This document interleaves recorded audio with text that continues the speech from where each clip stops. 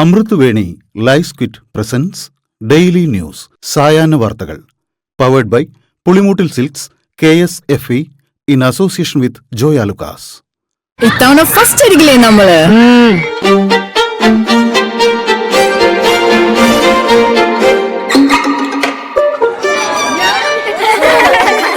കുട്ടികൾക്കൊക്കെ പെയിൻ ശല്യം ഉണ്ടാകും. അതുകൊണ്ട് ലൈസ് കിറ്റ് ഉപയോഗിച്ച് ക്ലാസ്സിൽ വരാൻ പ്രത്യേകം ശ്രദ്ധിക്കണം. ലൈസ് കിറ്റ് ലൈസ് റിമൂവർ പെയിൻ ശല്യത്തിൽ നിന്നും ഉടനടി ആശ്വാസം.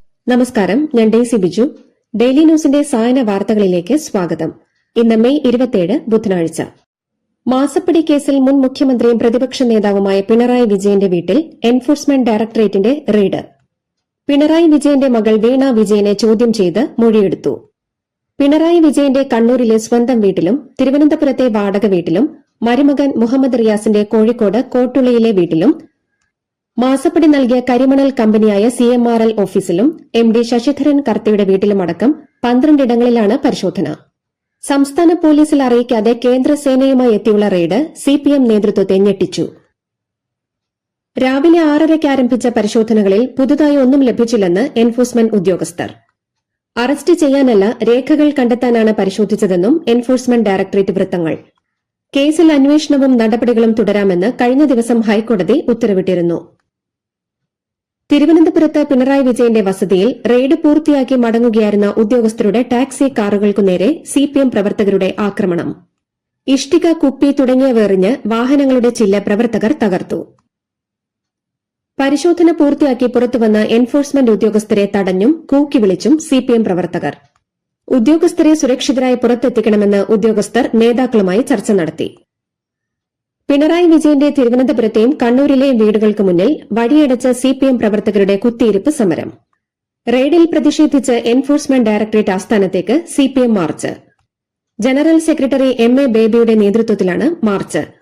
നാളെ സംസ്ഥാന വ്യാപകമായി പ്രതിഷേധം. പാർട്ടി പ്രവർത്തകർ കണ്ണൂരിൽ പ്രതിഷേധവുമായി തെരുവിലിറങ്ങി പോലീസുമായി ഉന്തും തള്ളുമുണ്ടായി. ED റെയ്ഡ് നടത്തുന്ന പിണറായി വിജയന്റെ വീടിന് മുന്നിൽ കുത്തിയിരുന്ന് പ്രതിഷേധിച്ച് മുതിർന്ന CPM നേതാക്കൾ.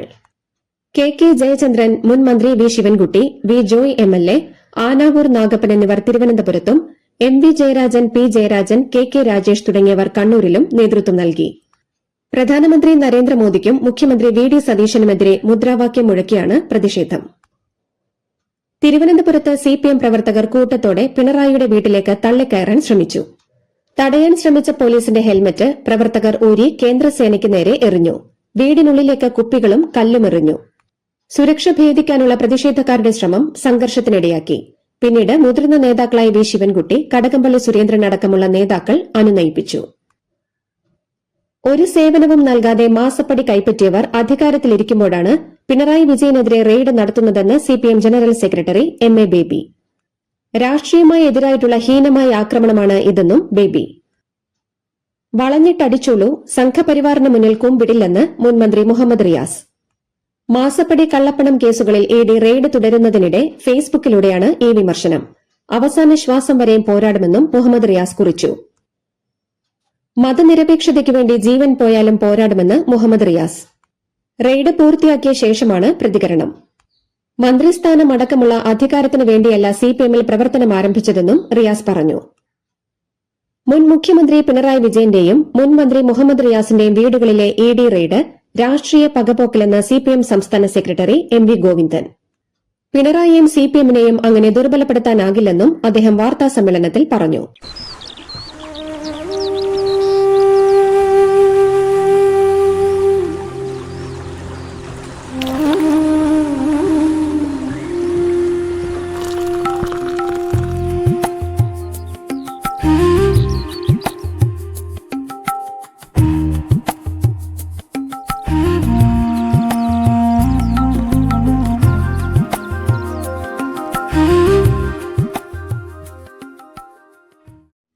പിണറായി വിജയന്റെ വീട്ടിലും മറ്റിടങ്ങളിലും നടക്കുന്ന ED റെയ്ഡുമായി ബന്ധപ്പെട്ട് യാതൊരു വിവരവും ലഭിച്ചില്ലെന്ന് ആഭ്യന്തരമന്ത്രി രമേശ് ചെന്നിത്തല. മുഖ്യമന്ത്രിയുടെ ഡൽഹി സന്ദർശനവുമായി റെയ്ഡിനെ കൂട്ടിക്കുഴയ്ക്കേണ്ടെന്നും അദ്ദേഹം പറഞ്ഞു. ED റെയ്ഡിനെതിരെ CPM നടത്തുന്ന പ്രതിഷേധം പിണറായിയോടുള്ള സ്നേഹം കൊണ്ടല്ലെന്നും പൊതുമുതൽ നശിപ്പിക്കാനാണെന്നും മന്ത്രി K മുരളീധരൻ ആരോപിച്ചു. മാസപ്പടി കേസ് മാത്രമല്ല, പിണറായിയുടെ വീട്ടിലെ റെയ്ഡ് കേരളം ഞെട്ടുന്ന കേസുകളിലേക്ക് എത്തുമെന്ന് മാത്യു കുഴൽനാടൻ MLA. ഹൈക്കോടതി നിർദ്ദേശപ്രകാരമാണ് ഇഡിയുടെ പരിശോധന. സിപിഎമ്മിന്റെ തായ്വേര് മുറിക്കുന്ന വിവരങ്ങളുമായാകും എൻഫോഴ്സ്മെന്റ് പുറത്തുവരികയെന്നും മാത്യു കുഴൽനാടൻ.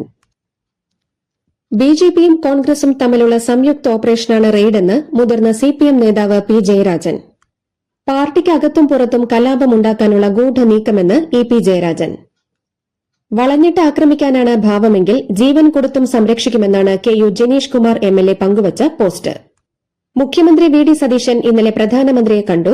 ഇന്ന് പിണറായിയുടെ വീട്ടിൽ ഇഡി റെയ്ഡ് എന്നാണ് ബിനീഷ് കൊടിയേരി ഫേസ്ബുക്കിൽ കുറിച്ചത്. റെയ്ഡ് കോൺഗ്രസ് ബിജെപി ഡീലെന്ന് സിപിഎം നേതാവ് എം.ബി. രാജേഷ്. പിണറായി വിജയനെ ടാർഗറ്റ് ചെയ്യുകയാണെന്ന് കെ.എൻ. ബാലഗോപാൽ എംഎൽഎയും പ്രതികരിച്ചു. രാഷ്ട്രീയ വേട്ടയാടലെന്ന് ജോൺ ബ്രിട്ടാസ് എംപി. റെയ്ഡ് നിയമപരമായും രാഷ്ട്രീയപരമായും നേരിടുമെന്ന് ജോസ് കെ മാണി. റിയാസിന്റെ വീട് റെയ്ഡ് ചെയ്യേണ്ട കാര്യം എന്താണെന്ന് സിപിഎം കോഴിക്കോട് ജില്ലാ സെക്രട്ടറി എം മെഹബൂബ്. പ്രവാസികൾക്ക് ഇന്ന് ഈദ് മുബാറക്, പിണറായി വിജയന് ഇഡി മുബാറക് എന്ന പരിഹാസ പോസ്റ്റുമായി KPCC general secretary Deepthi Mary Varghese. ഒരു കപ്പെടുക്കട്ടെ കപ്പ് കപ്പേ എന്ന പിണറായി വിജയനെതിരെ രാഹുൽ മാങ്കൂട്ടത്തിലിന്റെ പരിഹാസം. കയ്യിൽ പത്രവും ചുവന്ന കപ്പുമായിരിക്കുന്ന സ്വന്തം ചിത്രവുമായാണ് രാഹുലിന്റെ പരിഹാസം. ആലപ്പുഴയിലെ രക്ഷാപ്രവർത്തനത്തിൽ കേസ് ഡയറി തിരുത്തലിൽ എഡിജിപി എം.ആർ. അജിത് കുമാറിനെതിരായ അന്വേഷണത്തിൽ കൂടുതൽ പേരുടെ മൊഴിയെടുക്കും. മർദ്ദനക്കേസ് അന്വേഷിച്ചിരുന്ന ആലപ്പുഴയിലെ ഉദ്യോഗസ്ഥരുടെയും എഡിജിപി ഓഫീസിലെ ഉദ്യോഗസ്ഥരുടെയും മൊഴിയാണ് എസ്ഐടി രേഖപ്പെടുത്തുക. നിയമസഭയിലെ എൻഡിഎ നിയമസഭാ കക്ഷി നേതാവായി ചാത്തന്നൂർ എംഎൽഎ ബി ഗോപകുമാറിനെ തിരഞ്ഞെടുത്തു.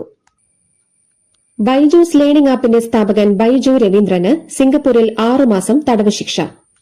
ആസ്തി വിവരങ്ങൾ വെളിപ്പെടുത്തുന്നതുമായി ബന്ധപ്പെട്ട കോടതി ഉത്തരവുകൾ തുടർച്ചയായി ലംഘിച്ചതിനും കോടതിയിൽ ഹാജരാകുന്നതിൽ വീഴ്ച വരുത്തിയതിനുമാണ് ശിക്ഷ. ഉടൻ സിംഗപ്പൂരിലെ കോടതിയിൽ കീഴടങ്ങാൻ ഉത്തരവിട്ടതിനൊപ്പം 90,000 സിംഗപ്പൂർ ഡോളർ കോടതിയിൽ അടയ്ക്കണമെന്നുമാണ് വിധി. തിരുവനന്തപുരം ശ്രീ പത്മനാഭസ്വാമി ക്ഷേത്രത്തിൽ നിന്ന് കോടികൾ വിലയുള്ള അമൂല്യ വസ്തുക്കൾ കാണാതായി. ക്ഷേത്രത്തിലെ 78 ഗ്രാം സ്വർണ്ണ കട്ടികളും നാണയങ്ങളും കാണാതായി. അറ്റകുറ്റപ്പണികൾക്കായി മാറ്റിയ സ്വർണ്ണവിളക്കും കാണാതായി. പകരം ഔദ്യോഗിക രേഖകളില്ലാതെ വെള്ളിവിളക്ക് സ്ഥാപിച്ചു. വൈരനമ എന്ന ആഭരണം 6 മാസമായി കാണാനില്ല. കൊല്ലം നഗരത്തിൽ ലോട്ടറി വിൽപ്പനക്കാരനെ കൊലപ്പെടുത്തി. മുണ്ടക്കൽ വെസ്റ്റ് ഊരമ്പള്ളിയിൽ പത്മവിലാസത്തിൽ രാജേന്ദ്രനാണ് കൊല്ലപ്പെട്ടത്. പോലീസ് അന്വേഷണം ആരംഭിച്ചു.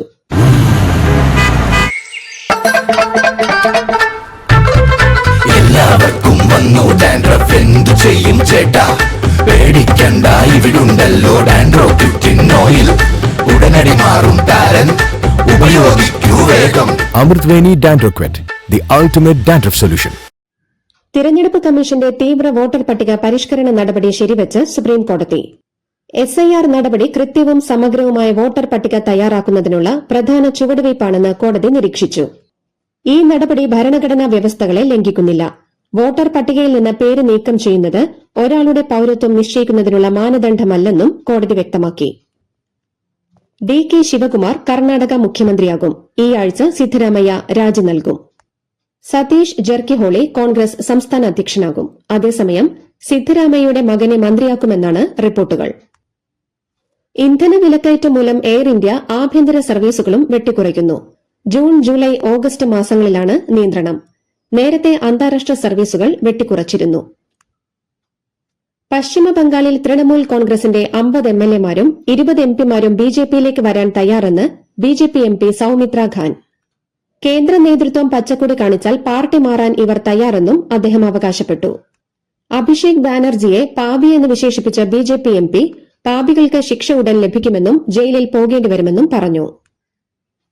പ്രതിപക്ഷ നേതാക്കളെ ലക്ഷ്യമിട്ട് കേന്ദ്ര ഏജൻസികളെ കേന്ദ്ര സർക്കാർ രാഷ്ട്രീയ ആയുധമാക്കുകയാണെന്ന് തമിഴ്നാട് മുൻ മുഖ്യമന്ത്രി എം.കെ. സ്റ്റാലിൻ. പിണറായി വിജയന്റെ വീട്ടിലെ ഇഡി റെയ്ഡുകളിൽ പ്രതിഷേധിച്ചാണ് ഈ പ്രതികരണം. ഉഗാണ്ടയിൽ നിന്ന് ബംഗളൂരുവിലെത്തിയ 28-കാരിയെ എബോള രോഗലക്ഷണങ്ങൾ കണ്ടതിനെ തുടർന്ന് ആശുപത്രിയിലേക്ക് മാറ്റി. ബംഗളൂരുവിലെ സർക്കാർ നിയന്ത്രണത്തിലുള്ള എപ്പിഡെമിക് ഡിസീസസ് ഹോസ്പിറ്റലിൽ ഇവരെ ക്വാറന്റീനിൽ പ്രവേശിപ്പിച്ചു. 1000 കോടി രൂപ വില വരുന്ന കൊക്കെയിനുമായി പാകിസ്ഥാൻ ബന്ധമുള്ള കപ്പൽ ഗുജറാത്ത് തീരത്ത് പിടിയിൽ. ഇന്ത്യൻ കോസ്റ്റ് ഗാർഡും ഗുജറാത്ത് ഭീകരവിരുദ്ധ സേനയും ചേർന്നാണ് 100 കിലോഗ്രാമിലധികം വരുന്ന ഈ വൻ മയക്കുമരുന്ന് ശേഖരം പിടിച്ചെടുത്തത്. ഒക്ടോബർ 7-ലെ ആക്രമണത്തിന്റെ സൂത്രധാരന്മാരിൽ ഒരാളും ഹമാസ് സൈനിക മേധാവിയുമായ മുഹമ്മദ് ഔദയെ ഇസ്രായേൽ വധിച്ചു. ഗാസയിൽ നടത്തിയ വ്യോമാക്രമണത്തിലാണ് ഇയാളെ വധിച്ചത്. ഹമാസ് സൈനിക വിഭാഗമായ അൽ ഖസാം ബ്രിഗേഡ്സിന്റെ തലവനായിരുന്ന ഇസുദ്ദീൻ അൽ ഹദ്ദാദിനെ ഇസ്രായേൽ വധിച്ചതിനെ തുടർന്നാണ് മുഹമ്മദ് ഔദയെ ഹമാസ് സൈനിക മേധാവിയാക്കിയത്. ഇസ്രായേലുമായി നയതന്ത്ര ബന്ധം സ്ഥാപിക്കണമെന്ന് അമേരിക്കൻ പ്രസിഡന്റ് ഡൊണാൾഡ് ട്രംപിന്റെ ആവശ്യം പാകിസ്ഥാൻ തള്ളി. ഇറാനുമായുള്ള ഭാവി സമാധാന കരാറുകളുടെ നിർബന്ധിത ഭാഗമായി ഇസ്രായേൽ ഉൾപ്പെടുന്ന വിശാലമായ ഈ സഖ്യത്തെ മാറ്റണമെന്നാണ് ട്രംപ് ആവശ്യപ്പെട്ടത്.